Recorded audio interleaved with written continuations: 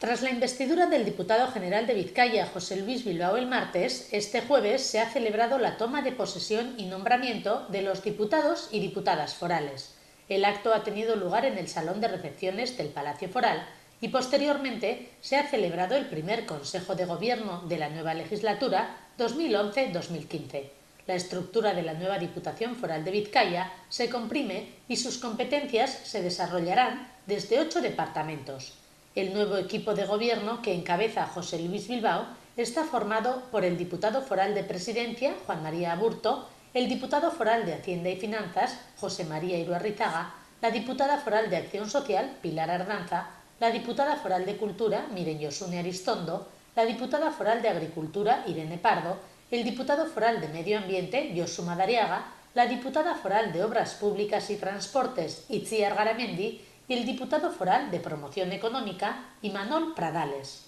Los ejes de gobierno para que Vizcaya avance serán acuerdos, empleo, generación de actividad económica, conocimiento, tecnología e innovación, inversión pública, lucha contra el fraude, participación ciudadana, austeridad, solidaridad, honradez y transparencia.